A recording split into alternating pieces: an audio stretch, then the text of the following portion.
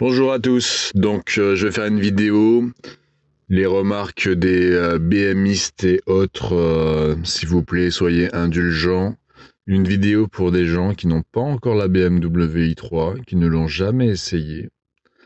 Ça peut arriver. Moi, il y a un an, je n'avais encore jamais utilisé la BMW i3. Là où j'habite, elle n'est pas vendue ni commercialisée. Donc impossible de l'utiliser et de l'essayer. Donc, toujours se pose une interrogation. Comment fonctionne cette voiture? Comment la démarrer?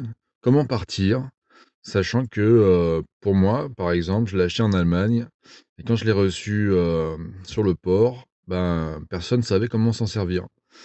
Donc je me suis renseigné, j'ai trouvé des vidéos en allemand ou en anglais, mais pas forcément explicites.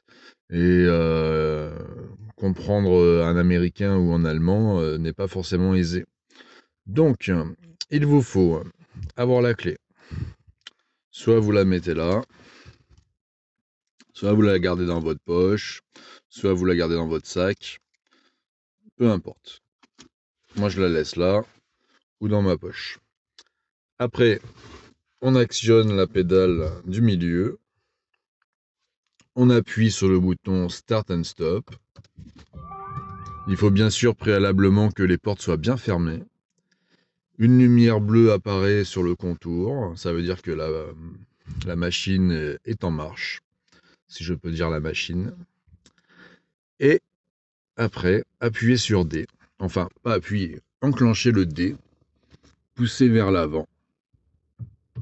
Ça va faire D. Drive.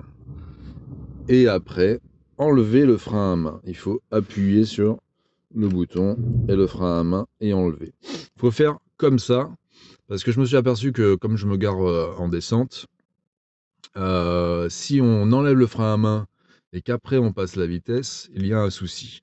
Ça fait un bruit du fait que quand on met le P ici, on actionne un système de freinage du moteur et si après on remet drive, il y a un souci. Il doit y avoir le système qui aime pas ça.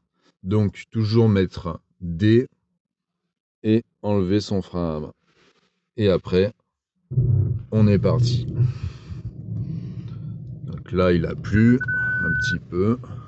Je passais un peu près. Ça a sonné.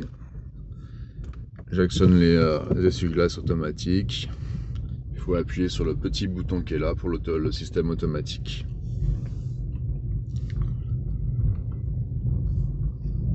Et voilà. Après, on pourrait faire une petite vidéo sur le braquage de la voiture, mais ce n'est pas le jour ni le moment, malgré qu'elle braque très bien. Mais ce n'est pas une Smart. Pour moi, la Smart, c'est vraiment le véhicule idéal pour faire les demi-tours. Sur ce, je vous souhaite une très bonne journée. Pensez au petit pouce bleu s'il vous plaît et à vous abonner. À très bientôt.